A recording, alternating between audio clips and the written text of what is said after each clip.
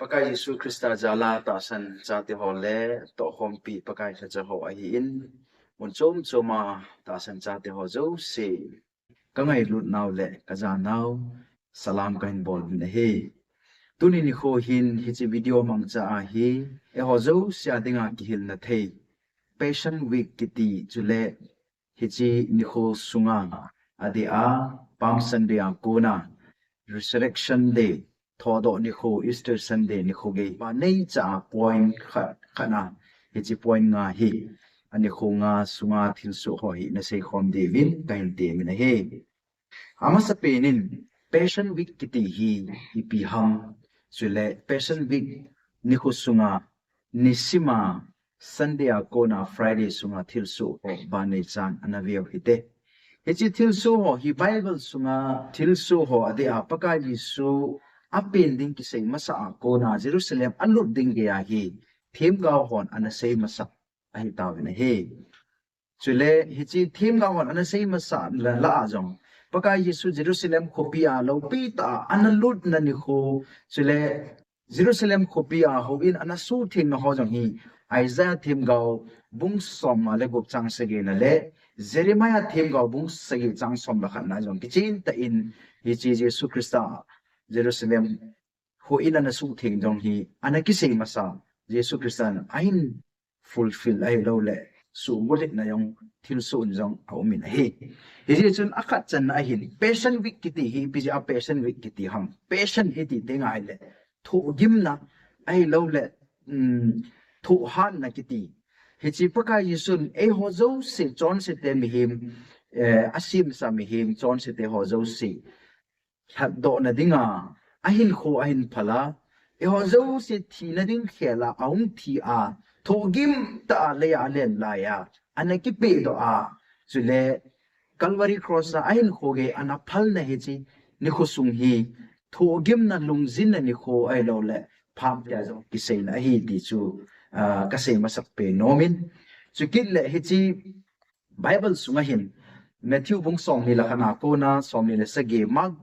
som la khana ko na som la nga Luke som la kwa pa na som ni le thum chele John le khabu John su ki pa na thu pa bung som la nya ko na som la ko na hin hi chi passion week sunga thil su ho hi ki chin ta in Jerusalem khopia Jesu lo pi ta alu na ko na athodo ni kho ge thil su ho i mu ge na he hi chi la sei thei ding hin Jerusalem ma hi lo pi ta analu na hi ti hi Palm Sunday ni kho agel do thei chwe hi dunia iho application ti dam iho ni gel diwa de khat chi pem ti le pakai Yesu Jerusalem ko pia lo pi ta analut banga hi ilung thimule in sungai ho bung sungwai pakai Yesu yong lo pi ta analut so hitin cham na le lung mun na pakai ko na nei ding in na ki gel ho te ti khat nai se mo ma hi ne hi chule ani na Holy Monday ai lo le Monday ni ko theng kiti pa hi hi ni khwa hi pakai Yesu Sunday ni la hin Bethany khwa hin Mary Martha chule Lazarus te in a hin phana na mangin chule hi chi jana hin ana ge ti hi scholar tam ta na sei naw chana amin a ki jana he chule hi chi ni ma ma hin pakai Yesu ahung kinung le ki inin lampia ahung kinung le na achun thei phung hi chi thei ba phung chu aga ding dola ana do ding dola ana do lo wa na gob ji chun agaw samin asap sin nei la pet ta in ago me ki tiong hi akimuki ne he Tuesday ni ang ru na hin pakai Jesu hi Hawaii people ho adia ga ti dingin Pharisee so hin Sadducee so hin chule Herodians ki ti ho ama ho ta hin anakidin de in chule puta mangcha in ama ho hi ana pho sali warn anaboleti pa hi imu bit a he hi chini pi ver summit ya hi chini kho sunga hi chi adia Tuesday ni kho sunga hin ei ho le ei ho jong pathin na ki gel phau hitin ei ma chi na ki sog lovin pathin ta san jon hin kho mangute hi chini kho hi pathina ki pumpi na ni khon mangute ti hani na se ki no ma he Holy Wednesday ni kho hi chini kho hi mi tam ta in ahead su thil so su pam tele Judas Iscariot ki pa pakai su sei zuila kha hin ma hi chi Judas Iscariot hin juda thim pu ho anla ho vai pu ho Sanhedrin ho to ti da na hin ama ho to ki ho to pakai Yesu zo do na dinga hi plan na go na ana ki mu pi ni kho a hi sukit le hichi ni kho Wednesday ni kho a hin ipi umamati kina le aba na chun Passover kiti hichi ni kho adinga hi ki go na ana ne yowa ana na ni kho hi aba na ni kho Thursday hi Monday Thursday tin zama ki he in hichi ni kho hi midam ta in Jesu Calvary cross aung ki khat bia chon se te thina ding khela aung thina ding lung hem pi na ai lo le ama ta jing jong ana lung hem na ni kho head jing na le head thing na ding in Monday Thursday akiti na he hichi Monday Thursday ni kho hin pakai Jesu na sei jui te keng ana sop pe in ana sil pe in chule in dan chunga na kalu ana umovin hichi achun an thing jong ana jong ve ti yong hi imu ki no vin thil so ni na achun he chule athum chan achun ipi imu wang iti a he le hichi ni kho hin pakai Jesu in get samani ho na hin lunggim ta le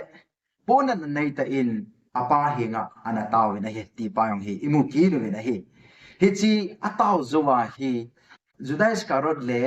hichi Jesu azu do Sanhedrin lam kai pi bu hoi hungwa ama hi ahungmat nova hichi Thursday ni la ko na hi thu gim na nasata ana thu a zumla za ana thu a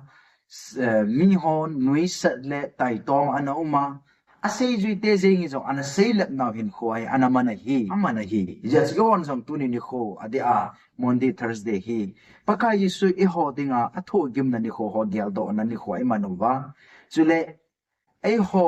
le ai ho pathin to iki wi mat naw iki wi job naw hi pakai in ai hat to ta sa ai lo le thagawa ta san na inei mo hinam ti pa iki khol phat na hin khoi man ding deu man a hi hi chi ba na hin Friday Good Friday itiu hi hi chi li khwa hi pakai Jesu hi Golgotha kiti so the place of school akidin Mark chapter 15 verse 22 achun le khabo achun ni na hi le hi chi muna hi pakai Jesu hi anapuyuwa hi ti achu ho vai po ho anga adia ama hi akhat na Jews lam kai ho anga thim chan na thuan na seya aba na hi Romans vai po ho anga na sei ki na chukit le pilot anga na sei ki na azo zo na cha pilot in ama hi thing cross akhat be ding an pe do hi ya thi chi ni khuwa hi Friday ni khuwa hi pakai Jesu e ho zo se chon se khela Calvary cross a hi athisana in ha to naw ni khuwa hi hichi ni kho hi I ho zo se lung hem ta pakai tho na ho gel do a chule e ho chon se na ko na hadam na na dewa atho gim na ho gel do a pathin thangwa na hin kho pathin ho na hin kho chule pathin to ki ho na hin kho imanova nasata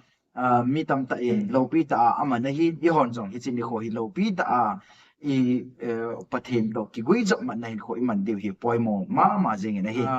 Bible in koi ma cha cham ki mom poi miyo se chu chon se a pathin lopi na ko na mang hi tai ati ma banga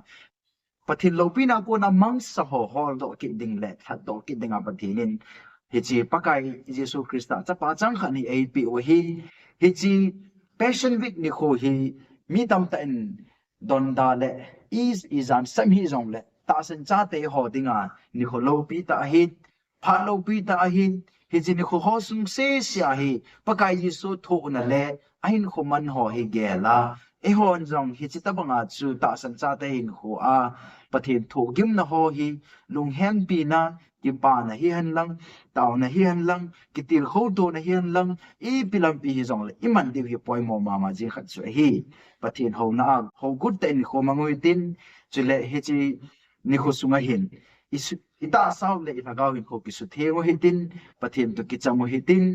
igal mi te ai win sumi iloi pai te ong ki cham hi tin chule hi chi pakai su tisan zala chodo sa hi naw vet sa na hin e hon jong pakai thu na ho gel do pumin taw na le thum na le iza kaya pangu hi te ti hi chomlam ta Good Friday message born again hi jong le hi chi Passion Week sunga dia pam san dia ko na Good Friday chungchang thua EPP thilsu ana umam ai lowa hi le itabanga pakai sun hi chi Passion Week sunga hi hin kho anamanam ti ahead sau isong le reminder khana in lawa eho le oho self evaluation in a kibolova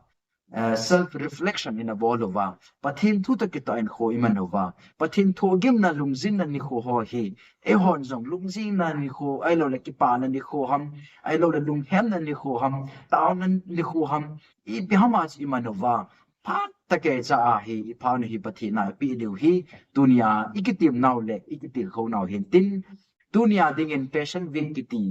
Palm Sunday nia kona Good Friday chan gya thil so ho ise now pathi ne bon sa devin e ho ki gya do sakit na aga wi ate e bo ta bin de ti chu kan se ti ka ke pa e